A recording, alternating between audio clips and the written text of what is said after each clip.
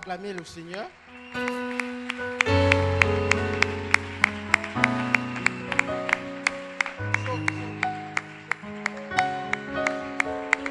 Acclame le Seigneur, acclame le Seigneur. Le Dieu très grand. L'alpha et l'oméga. Le narcisse de Saron. L'étoile brillante du matin. La manne cachée. Le rejeton de David. Le lion de la tribu de Juda. Je disais, acclame le lion de la tribu de Juda. Acclame le Dieu qui ne recule pas dans le combat.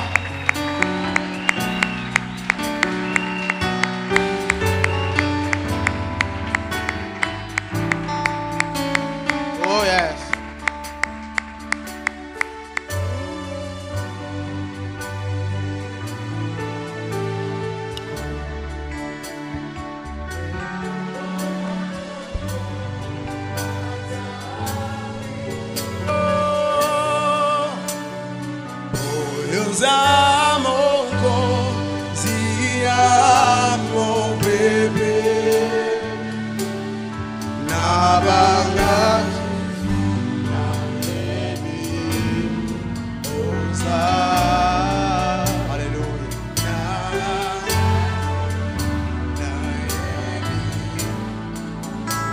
Tango bonge pe mi pepe, let's go. Tango bonge pe mi pepe kuya. Irongo toko matali kono. Irongo toko matali kono. Poyoza mobo shia mo pepe.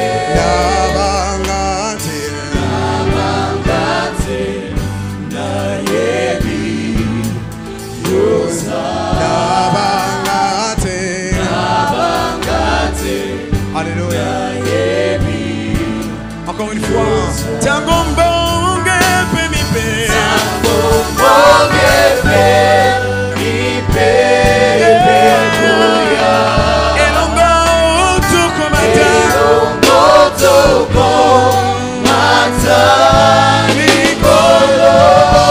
Poyoza mokonzia.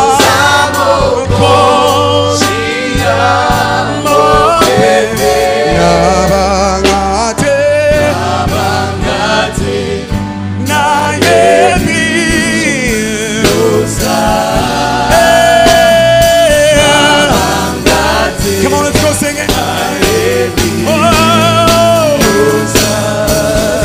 Yosa,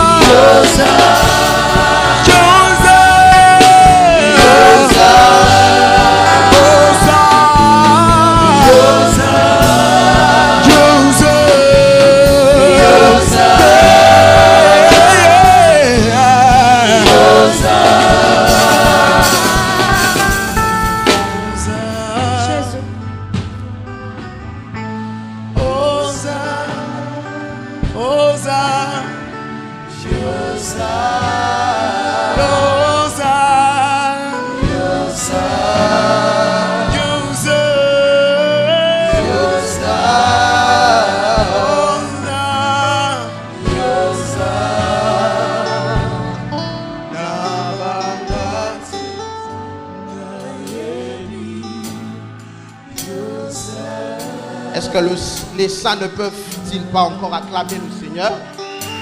Acclame le Seigneur, acclame le Seigneur. Acclame le Seigneur. Acclame Yahweh. Acclame Yahweh.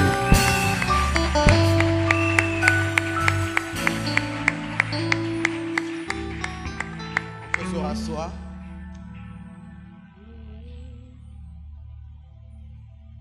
Alléluia. Alléluia. Alléluia. J'aimerais que tu salues 2, 3 personnes autour de toi, une fois de plus, en leur faisant un très bon sourire.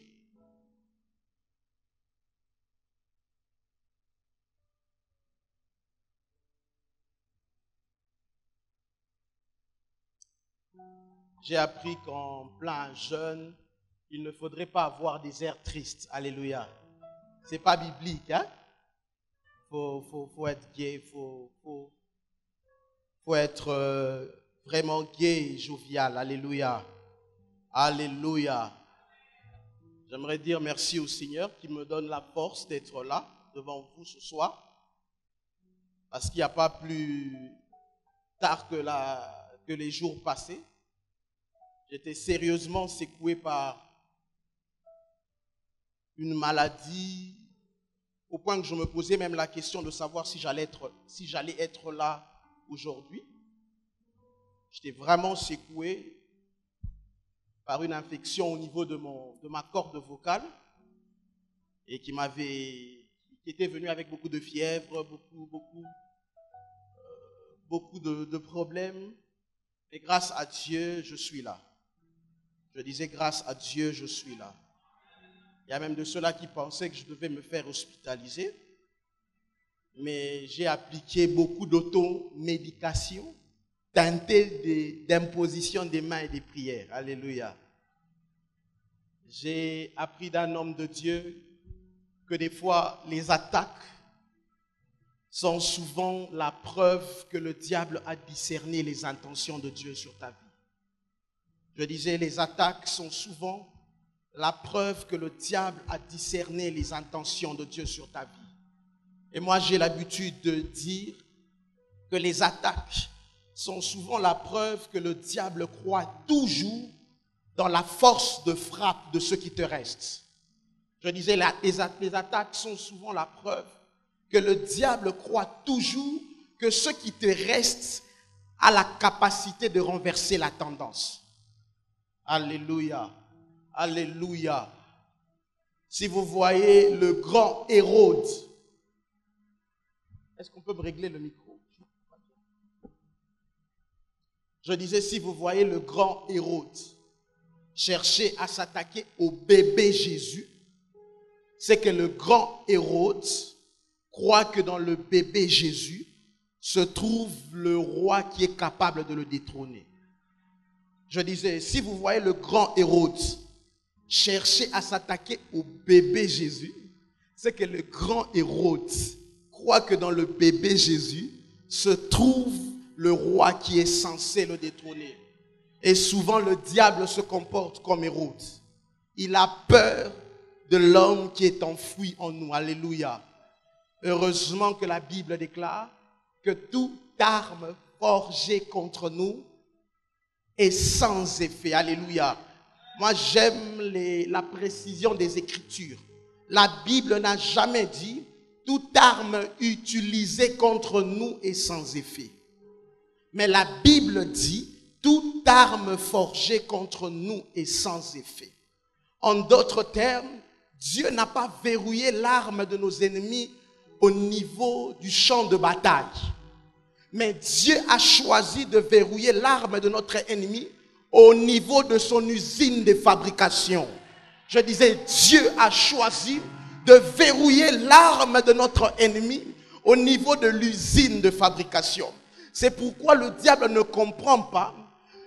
Il ne comprend pas que malgré tous les coups qu'il t'a infligés, tu es toujours en vie. Hein? Il ne comprend pas. Comment malgré les coups qu'il t'a infligés, tu es toujours sur tes deux pieds. Il ne sait pas qu'on avait déjà verrouillé son arme à partir de l'usine de fabrication. Alléluia. Alléluia. Alléluia. Ah. Ce que j'aime avec le diable, c'est qu'il perd toujours à chaque fois qu'il croit gagner. Je disais, le diable perd toujours à chaque fois qu'il croit gagner. Alléluia. Et je crois que quelqu'un sera béni ce soir. Je disais, je crois que quelqu'un sera béni ce soir. Je disais, je suis persuadé que quelqu'un sera béni ce soir. Ah, autant il m'a relevé du lit, autant il m'a guéri de ses douleurs. Autant quelqu'un sera touché ce soir. Je disais, autant quelqu'un sera touché ce soir. Avant d'aller plus loin, j'aimerais dire merci au pasteur Marcelo. On m'a dit qu'il est en prière et par Maman Blanche, j'aimerais vraiment dire merci pour l'homme qu'il est pour moi. Vous savez, dans la vie, il y a des hommes flèches, mais il y a aussi des hommes arcs et flèches. Je disais, dans la vie, il y a des hommes flèches, mais il y a aussi des hommes qui sont à la fois arcs et flèches. Vous savez, des hommes flèches ne sont là que pour atteindre leur objectif. Je disais, les hommes flèches ne sont là que pour atteindre leur objectif. Ils font travailler les autres pour atteindre leur objectif. Mais ce que j'aime avec les hommes qui sont en plus d'être des flèches, qui sont des arcs, c'est qu'ils permettent aussi aux autres d'atteindre leur propre objectif. Un peu comme un arc permet à la flèche d'atteindre son objectif, des hommes arcs, comme le pasteur Marcelo, permettent aussi à d'autres personnes, à d'autres grâces, d'atteindre leur but. Et je dis merci à ce grand homme. Ah, je le respecte beaucoup. Je l'aime beaucoup. Et je crois que par Maman Blanche, ces remerciements vont arriver. Et merci à vous aussi, Maman Blanche. Et merci à vous tous qui êtes là. Et que Dieu vous bénisse énormément. Est-ce qu'on peut se tenir debout? On va passer aux Écritures.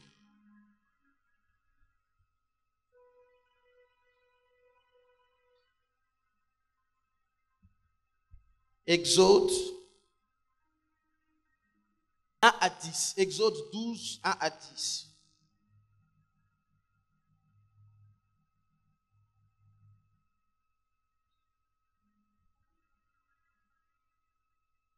On est ensemble? 1, 2, 3. L'Éternel dit à Moïse et à Aaron dans le pays d'Égypte: ce mois-ci sera pour vous le premier des mois. Il sera pour vous le premier des mois de l'année. Parlez à toute l'assemblée d'Israël et dites: le 10e jour de ce mois, on prendra un agneau pour chaque famille, un agneau pour chaque maison. Si la maison est trop peu nombreuse pour un agneau, on le mettra avec son plus proche voisin, selon le nombre de personnes. Vous le compterez pour cet agneau d'après ce que chacun peut manger. Ce serait un agneau sans défaut, mâle, âgé d'1 an. Vous pourrez prendre un agneau ou un chèvreau. Vous le garderez jusqu'au 14e jour de ce mois, et toute l'assemblée d'Israël l'immolera entre les 2 soirs. On prendra de son sang, c'est là où je tirerai mon sous-thème de ce soir. On prendra de son sang et on en mettra sur les 2 poteaux et sur les linteaux de la porte des maisons où on le mangera. Cette même nuit, on en mangera la chair rôtie au feu. On la mangera avec les pains sans levain et des herbes amères. Vous ne le mangerez point à demi-cuit et bouilli dans l'eau, mais il sera rôti au feu avec la tête, les jambes et l'intérieur. Vous n'en laisserez rien jusqu'au matin, et s'il en reste quelque chose, le matin, vous le brûlerez au feu. Que Dieu bénisse sa parole.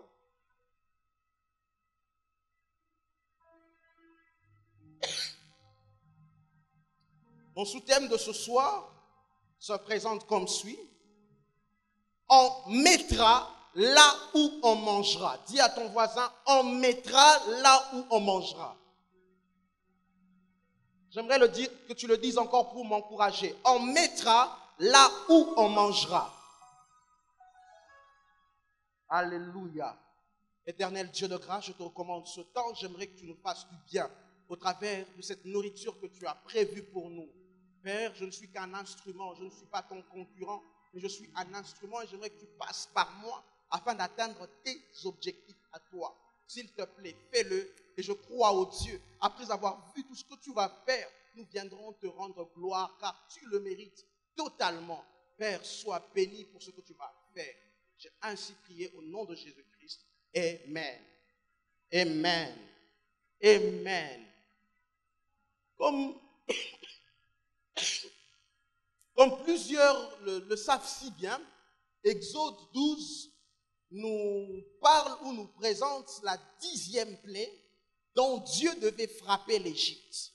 Je disais, le texte d'Exode 12 que nous venons de lire nous présente la 10e plaie dont Dieu avait choisi de frapper l'Égypte.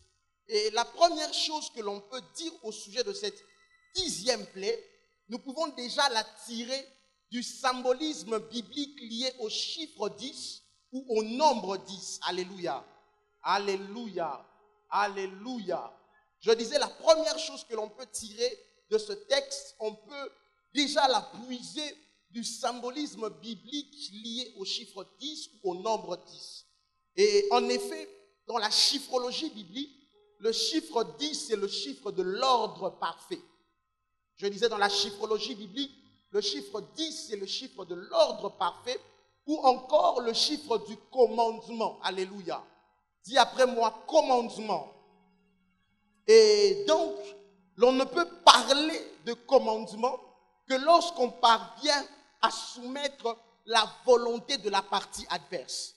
Je disais, l'on ne peut parler de commandement que lorsqu'on parvient à soumettre la volonté de la partie adverse. En d'autres termes, tant qu'il n'y a pas encore une soumission de la volonté, l'on ne peut pas parler de commandement. Alléluia. Alléluia.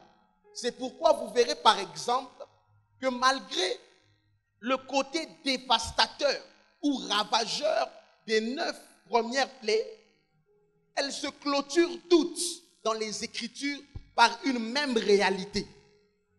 Et la réalité était la suivante, c'était l'endurcissement du cœur de Pharaon. Alléluia. Si vous lisez le récit des 9 premières plaies, vous vous rendrez compte que malgré le côté dévastateur, malgré le côté destructeur de ces 9 premières plaies, toutes ces 9 premières plaies se clôturaient par l'endurcissement du cœur de Pharaon. Alléluia. Mais par contre, à la 10e plaie, la conclusion devient tout à fait différente. Alléluia. Je disais, à la 10e plaie, on se rend compte que la conclusion est tout à fait différente, tout simplement parce que la cartouche dont Dieu s'était servi cette fois-là contre Pharaon était parvenue à soumettre sa volonté au point de mettre fin à son endurcissement du cœur. Alléluia. Alléluia. Alléluia. Alléluia. Comme pour nous dire que les 9 premières plaies ne purent pas faire pencher la volonté de Pharaon. Il fallait l'apparition de l'agneau pascal pour qu'il y ait commandement. Je disais, il fallait la révélation de l'agneau pascal pour qu'il ait soumission de la volonté de Pharaon. Alléluia. Alléluia. Et c'était un peu comme si Dieu, au travers de cette 10e plaie, était en train de nous donner le seul remède qui ne rate pas lorsqu'on fait face à un cœur endurci. Je disais, au travers de cette 10e plaie, Dieu était en train de nous donner le seul remède qui ne rate pas lorsqu'on fait face à un cœur endurci. J'aimerais dire à des évangélistes qui sont en ce lieu, des fois quand nous allons à évangéliser, nous utilisons plusieurs stratégies. Nous utilisons même malheureusement certaines stratégies humaines afin de chercher à soumettre la volonté des hommes. Alléluia. Mais au travers de cette 10e plaie, on se rend compte que Dieu nous donne le seul remède qui est capable de résoudre le problème de l'endurcissement de cœur. J'aimerais dire à quelqu'un qui est ici et qui vit peut-être avec des personnes qui ne connaissent pas encore Christ. Autour de toi, il y a peut-être ton grand frère, il y a peut-être ta grande sœur qui ne connaît pas encore Christ. Et tu uses de beaucoup de stratégies afin de la convaincre. J'aimerais te donner ce soir le seul remède qui est capable de soumettre la volonté d'un homme. C'est la révélation ou l'apparition de l'agneau pascal. Alléluia. J'aimerais dire à quelqu'un, présente juste l'agneau pascal à ces hommes et tu verras que Dieu va faire pencher leur cœur. Alléluia. Présente seulement l'agneau pascal à ces hommes et tu verras que Dieu va faire pencher le cœur de ces hommes. Alléluia. Alléluia. Alléluia. Mais aussi, ce qui me fait du bien avec cette 10e plaie, c'est que malgré le temps dans lequel ils étaient, les Écritures déclarent que Dieu, au travers de cette 10e plaie, était venu marquer le premier des mois de l'année. Alléluia. Alléluia. Les théologiens vous diront par exemple que cette période se situe entre le mois de mars et le mois d'avril. Et lorsque j'ai vu cette conclusion des théologiens, je me suis posé la question de savoir comment est-ce que Dieu pouvait dire que ce mois serait pour eux le premier des mois de l'année, alors qu'il n'était pas en début d'année. Alléluia. Alléluia. Mais ce que j'ai compris avec cette 10e plaie, c'est au fait un principe important que Dieu voulait inculquer à son peuple au travers de cette 10e plaie. Lequel principe est celui de savoir que toute apparition de l'agneau pascal dans une vie est capable de ramener les compteurs à zéro. Je disais, toute apparition de l'agneau pascal dans une vie est capable de ramener les compteurs à zéro. Ou mieux encore, toute révélation de l'agneau pascal dans une vie ne vient pas marquer la continuation des choses, mais elle vient plutôt inaugurer un nouveau commencement des choses. Alléluia. Je disais, toute apparition de l'agneau pascal a la capacité de ramener les compteurs à zéro. J'aimerais dire à quelqu'un qui a déjà commencé à vivre des choses, il a l'impression que j'aimerais dire à cette personne que la révélation de l'agneau pascal dans ta vie a la capacité de ramener les compteurs à zéro. Je disais, la révélation de l'agneau pascal dans ta vie a la capacité de ramener les compteurs à zéro. Vous savez, la révélation de l'agneau pascal vient avec des miracles mer rouge. Dis après moi, des miracles mer rouge. Je disais, la révélation de l'agneau pascal dans la vie de quelqu'un vient avec des miracles mer rouge. Vous savez, des miracles mer rouge sont des miracles dans lesquels Dieu se sert de ce qui est devant toi afin d'engloutir ce qui est derrière toi. Je disais, les miracles mer rouge, ce sont des miracles dans lesquels Dieu se sert de ton futur afin d'engloutir ton passé. Je disais, des miracles mer rouge, ce sont des miracles dans lesquels Dieu se sert de ce qu'il a prévu afin d'engloutir ce que tu as déjà vu. Je disais, Dieu est capable, avec l'apparition de l'agneau pascal, de produire un miracle qui viendra avec un futur qui va engloutir ton passé. Je disais, Dieu va produire au travers de la révélation de l'agneau pascal un miracle qui va engloutir ce que tu as vu avec ce que Dieu a prévu. Et j'aime quand l'agneau pascal entre en jeu dans une affaire. J'aime quand l'agneau pascal entre en jeu dans une vie. Parce qu'il vient ramener les compteurs à zéro. Je disais, il vient ramener les compteurs. Je disais, il vient ramener les compteurs. C'est pourquoi j'aimerais prophétiser sur la vie de quelqu'un en déclarant ceci, que à cause de la révélation de l'agneau pascal dans ta vie, 2016 ne sera pas marqué par la continuation des choses. Mais 2016 sera une année où tu vas constater un nouveau commencement des choses. Je disais, 2016, avec l'apparition de l'agneau pascal, ne sera pas une année où tu vas constater la continuation des mauvaises choses. Non, non, non. 2016 sera une année où tu vas constater un nouveau commencement des choses dans ta vie. Parce qu'à chaque fois que l'agneau pascal apparaît dans une vie, les compteurs peuvent revenir à zéro. Dis à ton voisin, à chaque fois que l'agneau pascal entre en jeu dans une vie, il peut ramener les compteurs à zéro.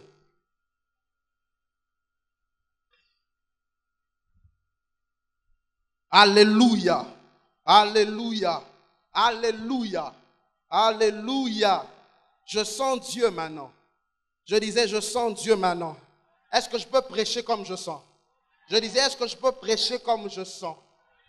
Mais le socle de mon message se situe au niveau de la stratégie de Dieu qui était cachée derrière cette consigne que Dieu leur avait donnée.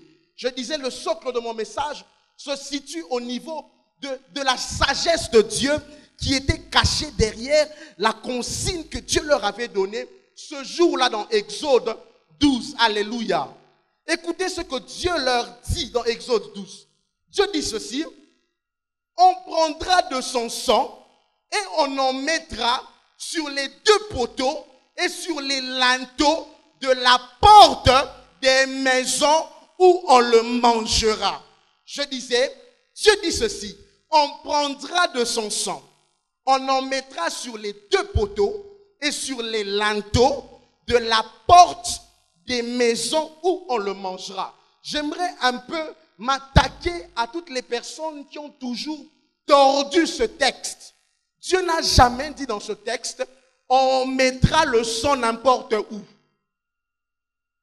Je disais, Dieu n'a jamais dit dans ce texte, on mettra le sang n'importe où.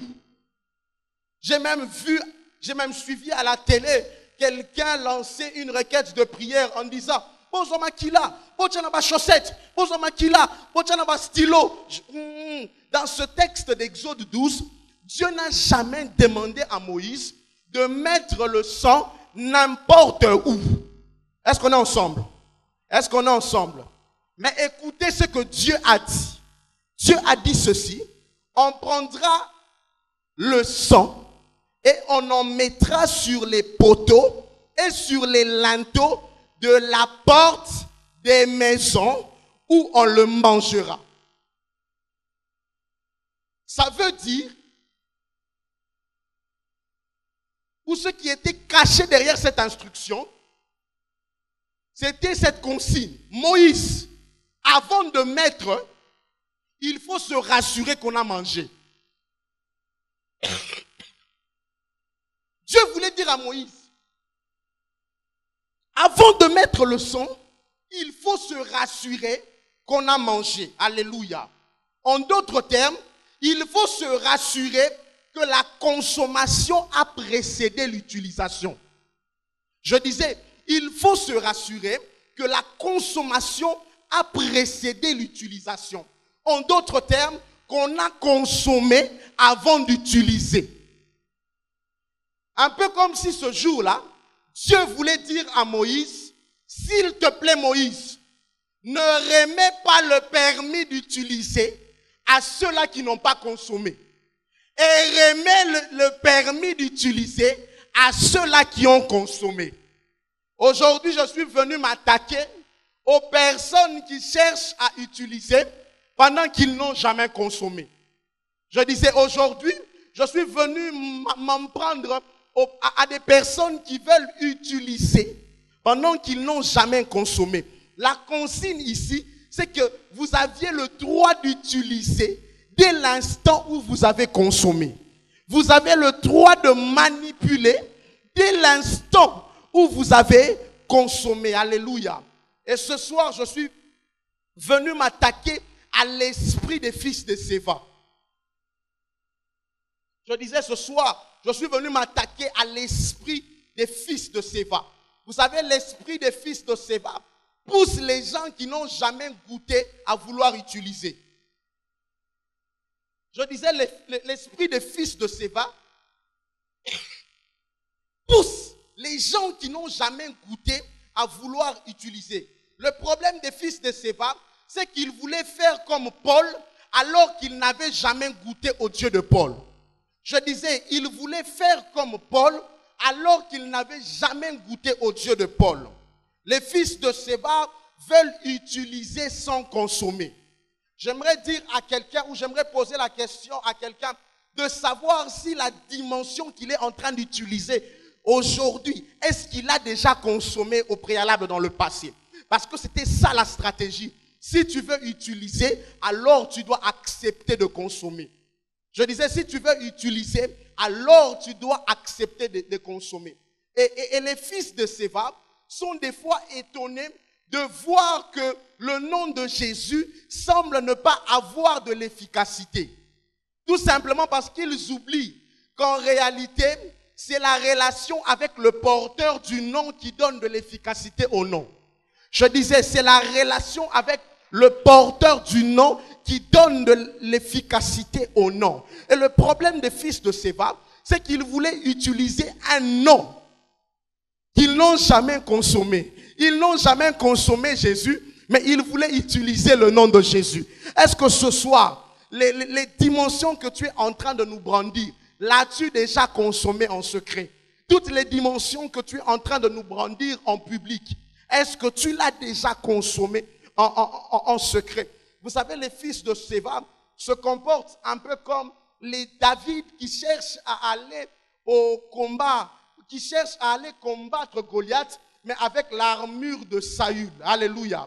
Les fils de Séva ressemblent un peu aux David qui veulent aller au combat, mais avec l'armure de Saül. Vous savez, ce jour-là, David voulait dire à Saül, quand il a refusé de porter son armure, il voulait en d'autres termes dire à Saül, viens, tu vois l'arme que tu cherches à m'emmener à manipuler en public. Je n'ai jamais su le manipuler en secret. Alors je ne saurais pas le manipuler en public. Alléluia. Et les fils de Séva veulent manipuler en public des choses qu'ils n'ont jamais su manipuler en secret. Mon frère, est-ce que toutes les dimensions que tu nous présentes ce soir, est-ce que toutes les dimensions que tu nous présentes dans ces jeûnes et prières, est-ce que tu prends le temps de le manipuler en secret? Je disais, est-ce que tu prends le temps de le manipuler en secret ou es-tu seulement en train d'impressionner les gens? Vous savez, le problème avec l'impression, c'est que l'impression te donne les effets d'une chose sans forcément te donner la cause de la chose. Je disais, l'impression te donne les effets sans forcément te donner la cause. Vous savez, si je dis à ma femme le matin, demain matin, que j'ai l'impression d'avoir la malaria, ça veut dire que j'ai les effets qui viennent avec la malaria, mais je n'ai pas encore su diagnostiquer que je détiens bel et bien la cause. Mais je semble seulement avoir les effets. C'est ça le problème avec des gens qui travaillent dans l'impression. Ils ont les effets, mais ils n'ont pas la cause. Je disais, ils ont les effets, mais ils n'ont pas la cause. Et si tu es comme les fils de Séva, tu veux manipuler, tu veux utiliser alors que tu n'as jamais consommé, j'aimerais te dire ce soir que le monde spirituel ne reconnaît que cela que Jésus connaît. Je disais, le monde spirituel ne reconnaît que cela que Jésus connaît. En d'autres termes, si tu veux être reconnu dans le monde spirituel, tu dois avant tout être connu de Dieu.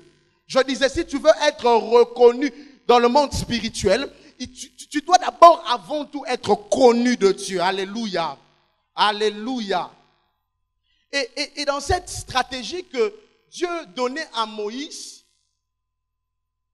la consigne c'était utiliser là où on a consommé. Mettez le sang là où on a mangé l'agneau. Et il ajoute en disant que les maisons avaient l'obligation de manger tout l'agneau. Je disais, les maisons avaient l'obligation de manger tout l'agneau. Alléluia. Dis avec moi, je dois manger tout l'agneau. Ah, dis-le encore pour m'encourager, je dois manger l'agneau en entier. Vous savez, les mamans qui savent bien cuisiner seront d'accord avec moi dans ce sens. Dans des aliments tels que ceux-ci, il y a généralement les parties à déclasser et les parties à consommer. Il y a des parties qui nous arrangent et des parties qui nous dérangent. Je le voyais un peu comme ma mère préparait un poisson, par exemple. Je la voyais enlever les matokolos, les biloko wakati. Il y avait certaines parties à déclasser et certaines parties à consommer. Mais j'aimerais dire à quelqu'un qu'en matière d'agneau pascal, il n'y a pas de partie à déclasser et de parties à prendre. Ah, je disais, en matière d'agneau pascal, il n'y a pas de parties à déclasser et de parties à classer. J'aimerais dire à quelqu'un ce soir, en matière d'agneau pascal, il est question de tout prendre. Je disais, en matière d'agneau pascal, il est question de tout prendre. Pas seulement le surnaturel, mais aussi la sanctification. Ah oui, je disais pas seulement le surnaturel, mais aussi la sanctification.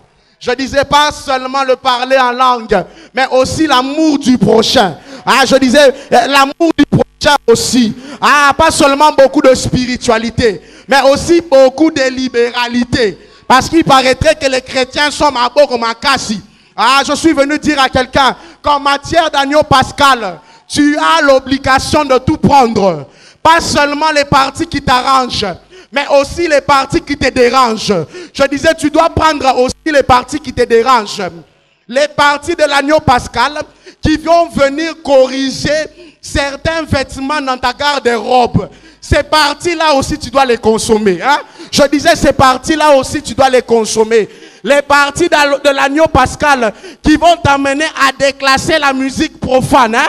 Je disais, les parties de l'agneau pascal qui vont te conduire à déclasser certaines musiques. Pas seulement, je disais, pas seulement le frère Werason, mais aussi le frère Arkeli. Parce qu'ils sont tous des beignets du même sachet. Et on doit manger aussi ces parties-là de l'agneau pascal. Je disais, tu dois aussi manger ces parties-là de l'agneau pascal. Tape la main de ton voisin en lui disant qu'en matière de l'agneau pascal, tu dois tout prendre. Ah oui. Ah oui. En matière d'agneau pascal, il n'y a pas de parties comestibles et des parties non comestibles. Non, non. Quand il s'agit de l'agneau pascal, tu dois manger toutes les parties. Je disais, tu dois manger toutes les parties. Je disais, tu dois manger toutes les parties. Et certaines personnes pensent que dans la foi, on est comme dans un resto où on doit choisir dans le menu ce que l'on va consommer. Alors qu'en matière de christianisme, on n'est pas dans un resto. On est dans un internat où on doit manger tout ce que le cuistot Jésus prépare. Hein? Je disais, on doit manger tout ce que le cuistot Jésus a préparé. Si ce jour-là, le cuistot Jésus a préparé la sanctification, tu dois manger la sanctification. Je disais, si ce jour-là, le cuistot Jésus a préparé des parties qui vont t'amener à abandonner ces petits chéris-là, tu dois consommer ça. Parce qu'en matière d'agneau pascal, il n'y a pas de choix. Il n'est pas question de choisir des parties qui nous arrangent, des parties qui nous dérangent. Tu dois tout prendre. Dis à ton voisin, tu dois tout prendre. Ah oui, tu dois tout prendre. Ah, tu dois tout prendre. Dans l'agneau pascal, tu dois tout prendre. Tu dois le prendre en entier et non à moitié. Je disais, tu dois le prendre en entier et non à moitié. Et par rapport à cette dimension de tout manger, les compagnons de Daniel en savent quelque chose. Les amis de Daniel se retrouvent devant le roi qui veut les jeter dans la fournaise parce qu'ils ont refusé de se tenir, de se prosterner devant sa statue. Écoutez ce que les compagnons de Daniel disent au roi. Les compagnons de Daniel disent au roi, notre Dieu, le Dieu que nous servons, est capable de nous délivrer. Ça, c'est la partie de l'agneau que tout le monde préfère. Ça, c'est la partie de l'agneau que tout le monde préfère. Mais il ne s'arrête pas là. Il s'ajoute ou il complète la deuxième dimension. Même si il ne nous délivre pas, nous n'allons pas nous prosterner. Ça, c'est la partie que plusieurs ne préfèrent pas. J'aimerais dire à quelqu'un, ou j'aimerais poser à quelqu'un la question de savoir, même si Dieu te refusait ce fiancé-là, hein, je disais, même si Dieu te refusait cette promotion-là, est-ce que tu vas continuer à le craindre?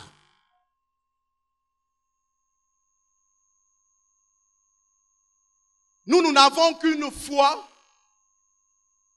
qui vit quand il y a l'exaucement. Mais je me pose la question de savoir si notre foi peut aussi vivre quand il n'y a pas d'exaucement. Parce que quand on lit Exode 12, il n'y a pas seulement des héros de la foi qui ont vécu des exaucements, mais il y a aussi les héros de la foi qui ont gardé leur foi en vie malgré l'absence de l'exaucement. Et ça, c'est la dimension où ce sont les parties de l'agneau que plusieurs n'aiment pas consommer. Hein? Je disais, ce sont des parties que l'on n'aime pas. Quand le prof de l'université te dit que si tu ne couches pas avec moi, tu ne vas pas passer de classe. Là, tu as peur parce que tu penses au Minerval. Tu penses à ce que papa va dire. Et aujourd'hui, je me pose la question de savoir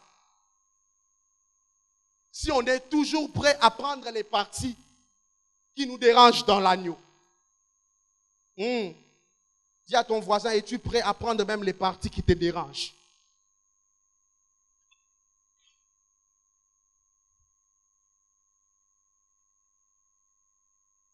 Et vous savez, toujours en matière de consommation de la totalité de l'agneau pascal, j'ai essayé de faire une étude entre le premier Adam et le second Adam. Je disais, j'ai fait un parallélisme entre le premier Adam et le second Adam. Le premier Adam s'est retrouvé dans un jardin appelé Éden. Et Éden veut littéralement dire délice ou agréable. Alléluia.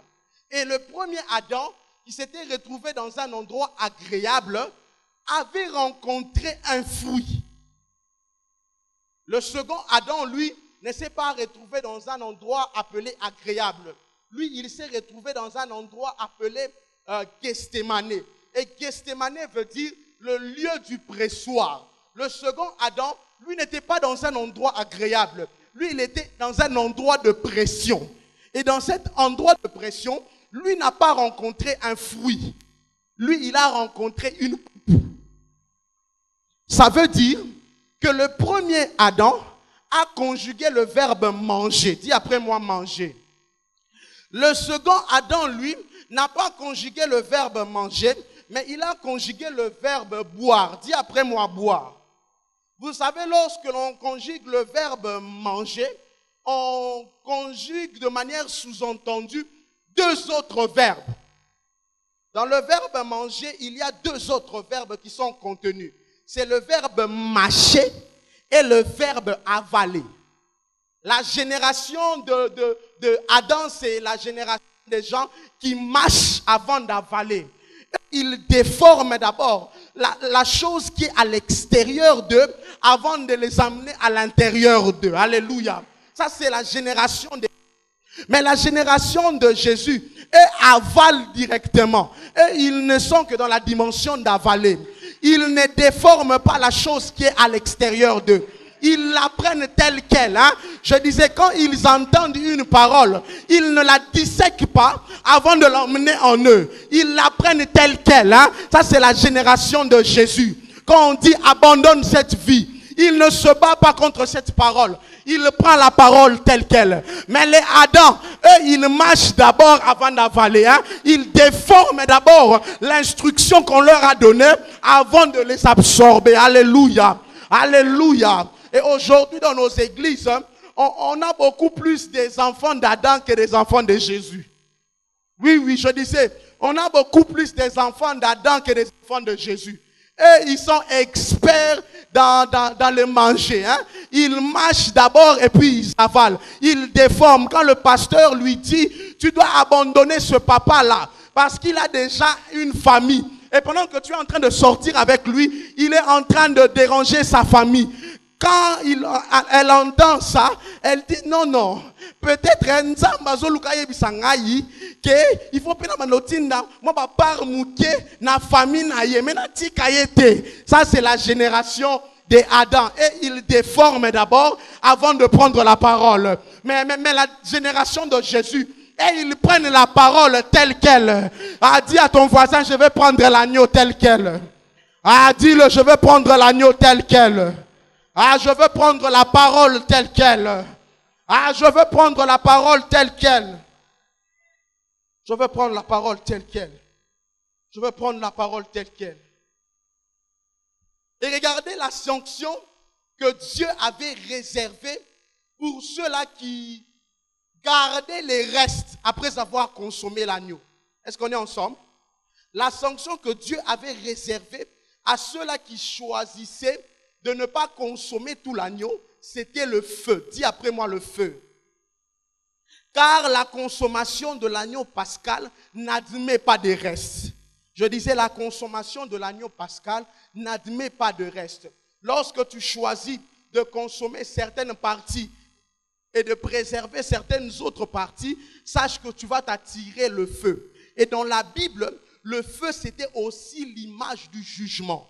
Je disais, le feu, c'était aussi l'image du jugement.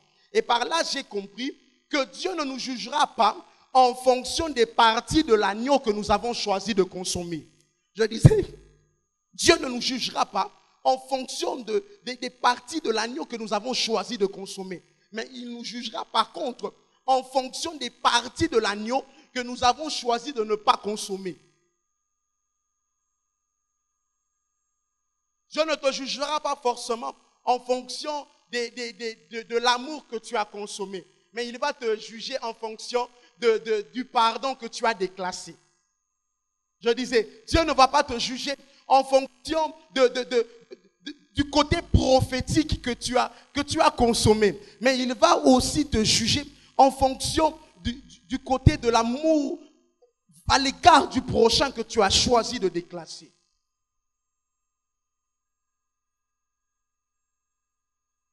Et tous ceux qui choisissaient de ne pas consommer certaines parties, ils devaient brûler ces parties.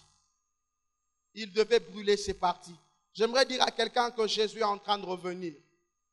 Je disais, Jésus est en train de revenir. Son jugement est en train de venir.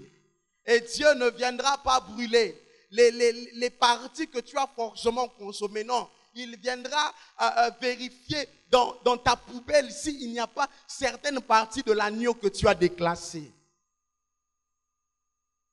Parce que des fois, nous pensons que Dieu nous qualifie seulement en fonction des choses que nous avons choisi personnellement de prendre en lui.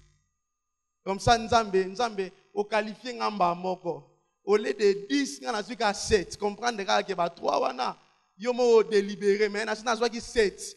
J'aimerais te dire que Dieu ne va pas te juger en fonction de cette partie ou des parties que tu as choisi de consommer. Mais il va regarder les parties que tu as gardées en réserve, que tu as refusé de prendre. Que tu as refusé de prendre. Que tu as refusé de prendre.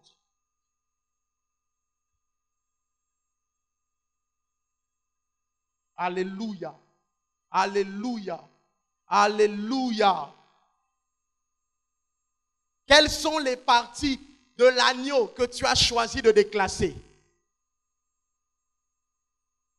Fais aujourd'hui ou fais ce soir une introspection et pose-toi la question de savoir quelles sont les parties de l'agneau que tu as choisi de déclasser.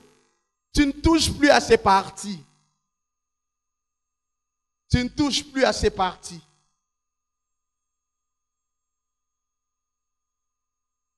Et j'aimerais t'informer que Dieu viendra avec le feu, ou Dieu, ou ça t'attirera le feu, le fait d'abandonner certaines parties de l'agneau.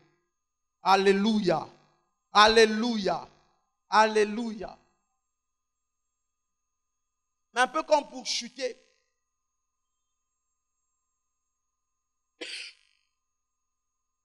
J'aimerais nous donner la dernière stratégie qu'il y avait dans cette consigne. Dieu dit à Moïse, on mettra le sang sur les maisons dans lesquelles, si je dois traduire ainsi, on mangera l'agneau. Est-ce qu'on est ensemble? On mettra sur là où on mangera l'agneau en. C'est ce que ça voulait aussi dire. On mettra sur là où on mangera l'agneau en. Et la pensée de mettre sur, c'est la pensée de rendre visible quelque chose. Est-ce qu'on est ensemble? La pensée de mettre sur, c'est la pensée d'exposer quelque chose. Est-ce qu'on est ensemble?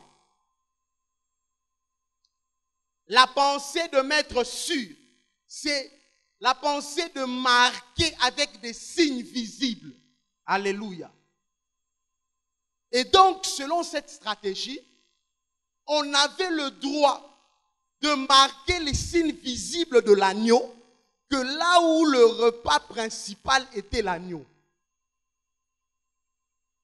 Je disais, selon cette pensée, on avait le droit de marquer les signes visibles de l'agneau que dans les maisons où le repas principal était l'agneau. J'aimerais dire à quelqu'un que si ton repas principal, c'est la vie de Dieu, sache que tu es destiné aux signes visibles de Dieu. Je disais, si ton repas principal, c'est la vie de Dieu, sache que tu es destiné aux signes visibles de Dieu. Vous savez, au travers de cette stratégie, j'ai appris à ne pas chercher, ou à ne pas aller chercher les signes visibles de l'agneau à Mangengenge. Je disais, au travers de cette stratégie, j'ai appris à ne pas aller chercher les signes visibles de l'agneau à Luzizi, là. Mais Dieu nous a donné l'une des stratégies pour avoir les signes visibles de l'agneau. C'est de faire de l'agneau son repas principal. Je disais, c'est de faire de l'agneau sa nourriture de tous les jours. J'aimerais dire à quelqu'un, si en 2016, tu choisis de faire de l'agneau pascal ta nourriture de chaque jour, sache que tu es destiné à vivre des signes visibles de l'agneau. Ah, j'aimerais le prophétiser sur la vie de quelqu'un. Si en 2016, ta nourriture de tous les jours, c'est l'agneau pascal, sache que tu es destiné à vivre ou à expérimenter aussi les signes visibles de l'agneau pascal dans ta vie. Ah, j'aimerais dire à quelqu'un qui est en train de soupirer après des signes visibles de Dieu. Tu es en train de soupirer après des signes visibles de Dieu. Oh, Marc, je suis fatigué des miracles fabriqués. Je vois à la télé comment des hommes veulent fabriquer des miracles. Et moi, je suis fatigué des miracles fabriqués. J'ai envie de voir ou de vivre un Dieu authentique. Je disais, j'ai envie de vivre un Dieu authentique. J'ai envie de vivre des signes visibles de Dieu. Je disais, j'ai envie de vivre des signes visibles de Dieu. Au continent, hôpital, au Sékoussi mort, sans spéculation, sans beaucoup de polémiques. Ils voient un mort ressuscité. Ça, ce sont des signes visibles de Dieu. Et si tu veux les avoir, fais juste de l'agneau ton repas principal. Oh, je disais, si tu veux les avoir en cette année, fais de l'agneau ton repas principal. Je disais, consomme l'agneau matin, midi, soir. Je suis venu comme un docteur ce soir. Prescrire à quelqu'un un médicament. Prescrire à quelqu'un un repas qu'il doit consommer. Tongo midi, pourquoi? Hein, je disais, je suis venu comme un docteur. Prescrire à quelqu'un un repas qu'il doit consommer. Le matin, à midi et le soir. Et ce repas, c'est l'agneau pascal. Ce repas, c'est la vie de Dieu. À chaque fois que l'on fait de Dieu, on fait de la vie de Dieu, sa nourriture de chaque jour. On est en train de se prédisposer à vivre les signes visibles de l'agneau. Je disais, on est en train de prédisposer à vivre les signes visibles de l'agneau.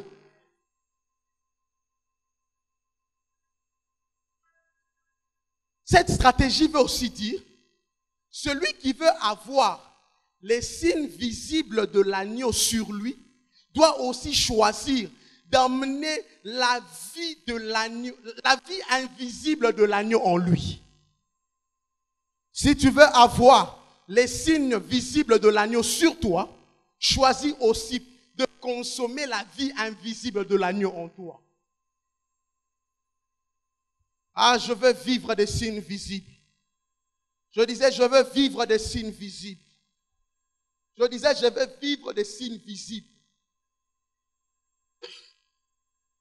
Tous, on a assisté à la mort d'un très grand chantre de Dieu dans cette ville.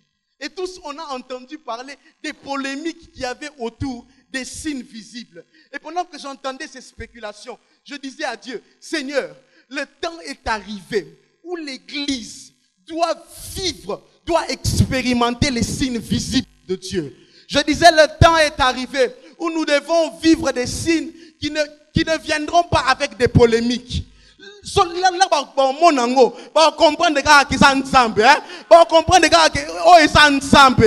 disais, et j'aimerais donner à quelqu'un la recette pour avoir ce genre de signe. C'est de choisir de faire de l'agneau son repas principal. Ah oui. Fais de l'agneau ton repas principal. Je disais, fais de l'agneau ton repas principal. Je disais, fais de l'agneau ton repas principal. Ça me fait mal de voir qu'il y a des gens qui vont tout le temps à des retraites, qui vont tout le temps à la montagne, qui vont tout le temps chercher Dieu. Mais quand tu examines leur vie, tu te rends compte que leur vie est très loin de la vie de Dieu. Hein? Leur vie est très loin de la vie de Dieu. D'ailleurs, j'aimerais le dire et je le dirai toujours. Notre idéal dans la foi, ce ne sont pas des records à battre, mais notre idéal dans la foi, c'est une stature à atteindre. Oui, je disais, notre idéal dans la foi, ce ne sont pas des records à battre, mais c'est une stature à atteindre. Nous ne sommes pas là en train de suivre quelqu'un à dépasser, mais nous sommes là en train de suivre quelqu'un à imiter. Je disais, nous ne sommes pas là en train de suivre quelqu'un à dépasser, mais nous sommes là en train de suivre quelqu'un à imiter. Tu veux voir ou tu veux avoir les signes visibles de Dieu. Fais de l'agneau ton repas principal. Est-ce qu'on peut se tenir debout? On va prier.